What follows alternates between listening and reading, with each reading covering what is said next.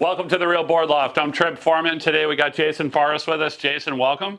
Thank you. And we are reviewing the Pyzel White Tiger family, right? We got White Tiger for the small waves, like kind of small wave groveler, all around like kind of hybrid fun board, but not a fun board, although it is fun. It's very fun. We have Red Tiger, which is a small wave shortboard, Power Tiger, which is the good wave shortboard, and all of them under John's vision of like kind of how he wants a board to work and how he wants to surf that board. Initially, when the White Tiger came into the shop, it had a lot of resemblance to the Pyzel Gremlin, which is part of the Ghost family.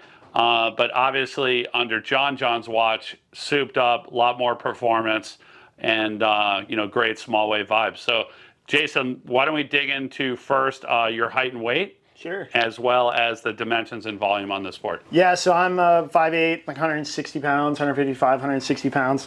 For dimensions, I'd have to look because I'm not that guy that remembers them all. But 5'5", this is a 5'5" at 29.5 liters.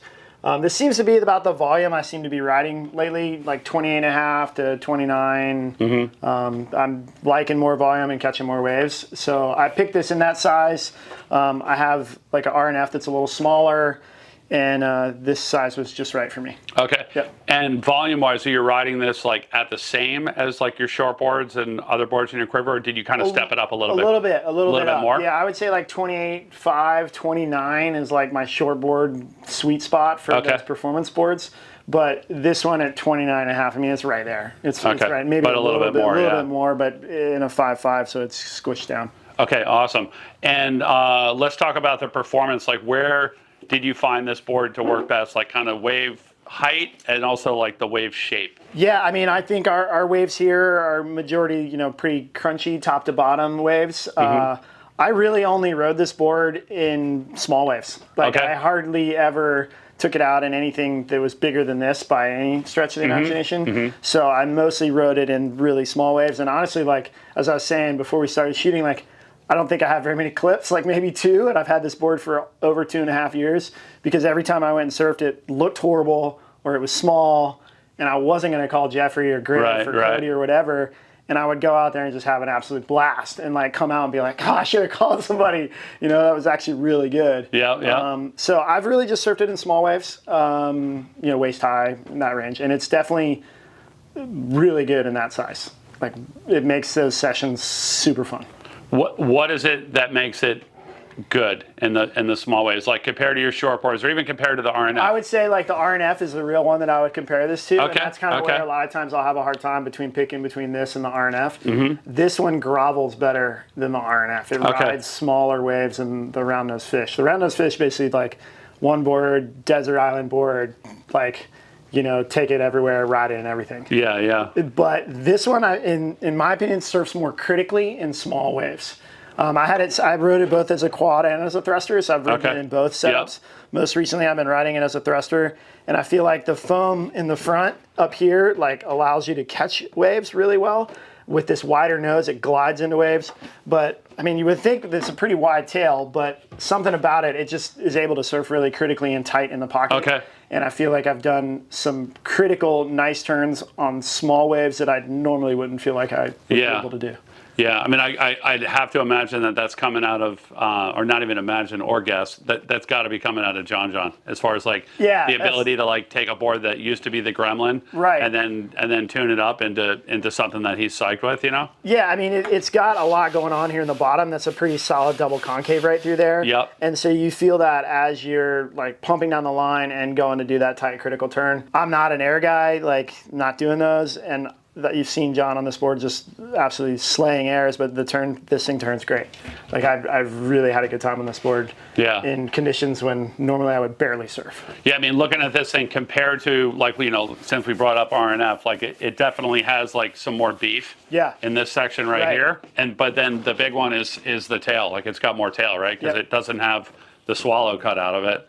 But it's also wider through the tail, so that's also going to help the groveling as well. Let's talk about thruster versus quad, and like kind of the vibes you're feeling kind of both ways on that. Yeah, to touch back on the RNF, I mean, we have a really great RNF review if people want to look back to compare, because I know a lot of people are debating between those two boards. So the RNF is pretty similar size to this one. So thruster quad, in my experience, I've found I usually like to go quad for smaller waves. I think it produces speed a little bit better and kind of has that more critical, like tighter turn. So I gravitated toward initially riding this thing as a quad. So I actually think the clips that we have are all quad clips. But then in the last few months, I've transitioned to riding it as a thruster, and I think it has the ability to turn a little bit better, a little bit snappier than that quad that kind of held and pinched a little bit in the turns. But it's really like if you like quads, you can serve it as a quad. If you like a thruster, you can serve it as a thruster. Right, right. That's what I would say. It kind of sounds like in the thruster setup, like you're harnessing the board itself for the speed, Yeah. and then the fins to pivot the turn, Right. like especially if you're up in the pocket. Yeah. Cool. Let's talk about accessibility and like who this board is for. Like, do you have to be a good surfer to surf it? I don't think so at all. I think this would be actually a pretty good board for someone who's progressing from maybe a mid-length, that's getting up, getting rides, going down the line, having fun, catching waves, but wants to try a smaller board. Yep. It's not going to be great if you're like in bigger waves, but if as an intermediate or to beginner surfer, you're going to probably be surfing this big to below, wanting to catch a lot of waves. I think this is actually a really good board for that. Trip, I don't know if you recall that beginner we saw in Puerto Rico that had the coach. He was on a white tiger. Oh, okay. Yeah. He had a red white tiger. Okay, there you go. But I remember talking to him about it, and he was like, getting pushed into waves and going on the line. He was on a white tiger those couple days that we surfed when it was about that big. Yeah. So I think that's a great example. No, specifically talking about like that application and this board, like having a wider nose, like having wide point forward. For that surfer is going to initiate momentum better. It's going to paddle better. It's going to get into waves easier. Also, that bigger tail block. Anything that has any board, boat, anything that has a bigger tail block gets pushed into the wave easier. Catches that wave. There's more area on the back getting pushed into the wave. So not only do you catch more waves, but you get into them with more speed, which both are going to be good. Yeah. It's a great board. And like kind of where were the limits on this thing? Like ultra small wave? Like what was the smallest wave you rode it in? Oh, I mean, I took it out a couple of days at that at the third jetty, like our first jetties on the right, so we're pretty small. Okay. Just like with the kids at the beach or whatever, and just pumping down the line, doing little turns. I don't think it really has a bottom end. I think it's your bottom end. Okay, You're gonna ride this thing as small as you want to surf. Yeah. Top end, I mean, like I have the written review that I've had on Real Site for a while. I mean, my top end would be head high. I'm going to go ride something else.